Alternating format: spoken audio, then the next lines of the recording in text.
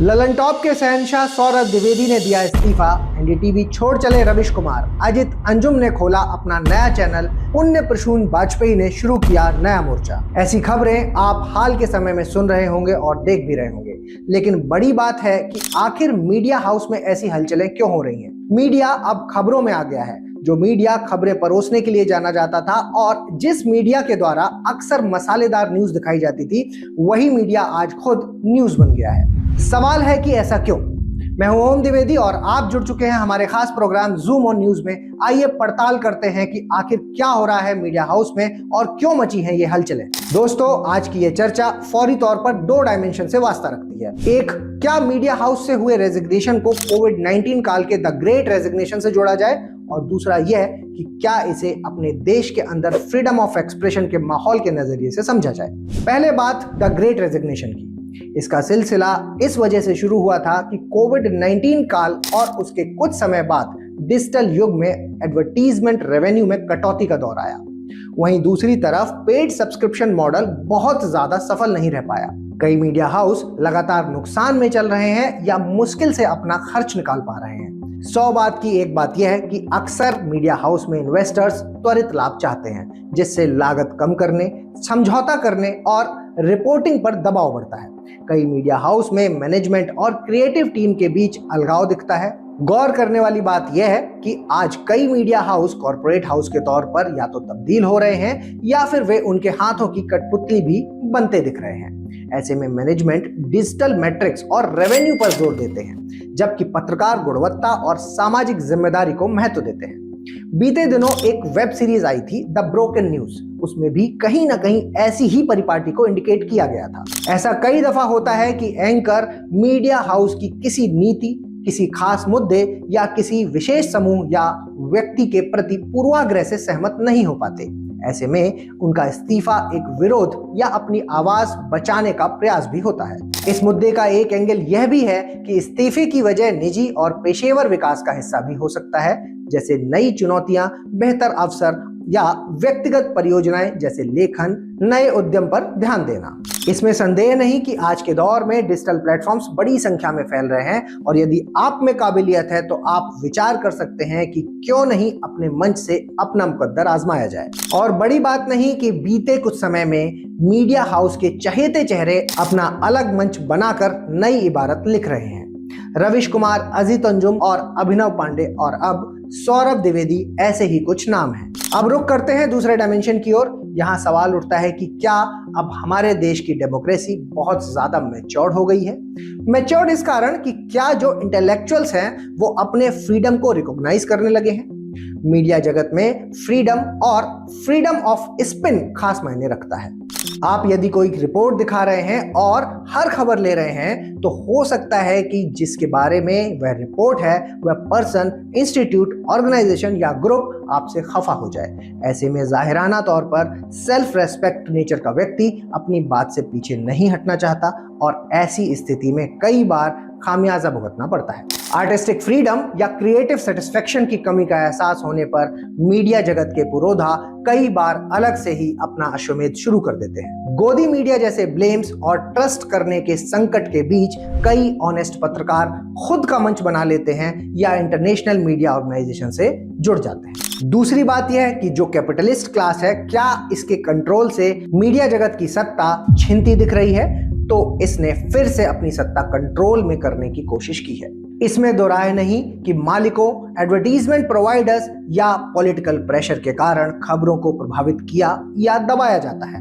यह अक्सर जर्नलिज्म के एथिक्स के खिलाफ होता है। इन परिस्थितियों में कई बार मीडिया हाउस के जाने माने चेहरे महज चेहरा बनना नहीं चाहते, वे एक विशेष राजनीतिक या आर्थिक रुख से असहमति या बेचैनी जताने से पीछे नहीं हटते। वे फॉर्मुलेटेड या सनसनीखेज खबरें बनाने की मजबूरी को ढोना पसंद नहीं करते। दरअसल वो खुद एक नया फॉर्मूला, एक नया ट्रेंड सेट करने का दम रखते हैं। यह सही बात है कि इस दुनिया में कोई भी व्यक्ति किसी भी पद पर लाइफ टाइम नहीं रह पाता, क्योंकि परिवर्तन के इस दौर में कोई एक चेहरा नया आता है और धीरे धीरे पुराना चेहरा पुराना होता चला जाता है। लेकिन असल बात यह है कि आखिर हमारा देश जो डेमोक्रेसी को सबसे अधिक वेटेज देता है, जहां डेमोक्रेसी का रिस्पेक्ट होता रहा है, यहां पर यदि मीडिया को उनके चहेते चेहरे से अलग थलग कर दिया जाएगा तो क्या ऐसे में डेमोक्रेसी की साख पर कुल्हाड़ी चलाने जैसा नहीं माना जाना चाहिए? आज देश में एक ऐसा धरा उभर कर सामने आया है जो गोदी मीडिया जैसे टर्म्स का इस्तेमाल करता है। उसका मानना है कि सरकार के ही इशारों पर कुछ मीडिया हाउस अपना कारोबार चलाते हैं। वे ब्लेम करते हैं कि वन साइडेड रिपोर्टिंग से नागरिकों को बैलेंस्ड इंफॉर्मेशन नहीं मिल पाती। साथ ही गवर्नमेंट की पॉलिसीज का पोस्टमार्टम कमजोर होता है।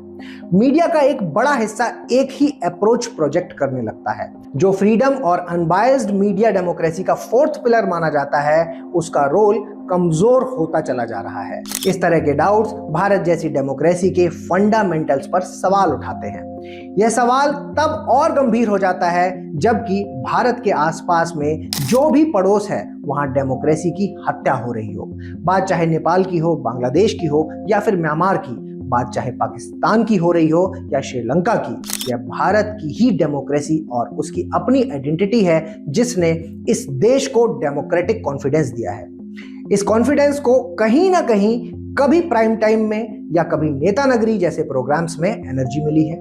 इन चेहरों ने लंबे अरसे के अथक प्रयास से कभी किसी प्लेटफॉर्म पर अपने मुकाम बनाए और जनता की आवाज बने। ठीक बात है कि हम सब पल दो पल के शायर हैं, पल दो पल अपनी कहानी है, लेकिन मेरी कहानी का एडिटर कोई और हो यह एक्सपेक्ट करना आसान नहीं। इन सिचुएशंस में एक पॉजिटिव बात जरूर सामने आती है कि इससे एक और इंडिपेंडेंट मीडिया मॉडल को बल मिल रहा है जो डेमोक्रेसी के लिए सिग्निफिकेंट है। यदि एंकर मॉरल ग्राउंड या फ्रीडम के लिए रिजाइन देते हैं तो यह जनता को अवेयर करने वाला संकेत हो सकता है। यह मीडिया के अंदर के चैलेंजेस को उजागर करता है और मीडिया लिटरेसी की जरूरत पर जोर देता है। भारत के कई सीनियर जर्नलिस्ट और एंकर्स ने प्रमुख मीडिया ऑर्गेनाइजेशन से अलग होने के फैसले में अक्सर एडिटर फ्रीडम को हैम्पर करने, निजी एजेंडे थोपे जाने और जर्नलिज्म के वैल्यूज के रिड्यूस होने को इसका प्रमुख कारण बताया है। इन घटनाओं ने मीडिया की जवाबदेही और स्वतंत्रता पर पब्लिक डिबेट को और तेज किया है। हालांकि ऐसे रेजिग्नेशन से मीडिया में डाइवर्सिटी ऑफ थॉट्स और रिस्ट्रिक्ट जर्नलिज्म और सिमट सकता है। ऐसे में केवल एक प्रकार की ही आवाज बचती है। इससे जनता को बैलेंस्ड इंफॉर्मेशन मिलने में कमी आ सकती है। इस बात से डिनाई नहीं किया जा सकता कि इंडिपेंडेंट मीडिया डेमोक्रेसी का पिलर है जो सत्ता पर नजर रखता है और जनता को सेंसिटाइज करता है। मीडिया का बायसनेस या गवर्नमेंट कंट्रोल डेमोक्रेटिक कल्चर को कमजोर कर सकता है। हेल्दी डेमोक्रेसी के लिए डाइवर्सिफाइड, क्रिटिकल और अनबायस्ड मीडिया का होना जरूरी है। मीडिया हाउस में डेमोक्रेसी बची रहे, जनता की आवाज गुम ना हो और डेमोक्रेसी का फोर्थ पिलर डैमेज ना हो, इस बात का ख्याल सत्ता और जनता दोनों को रखने की जरूरत है। एंकर्स का रेजिग्नेशन सिर्फ एक इंडिविजुअल न्यूज नहीं है, यह एक सिम्टम है जो मीडिया इंडस्ट्री के भीतर चल रहे बड़े स्ट्रक्चरल और एथिकल क्राइसिस की ओर इशारा करता है।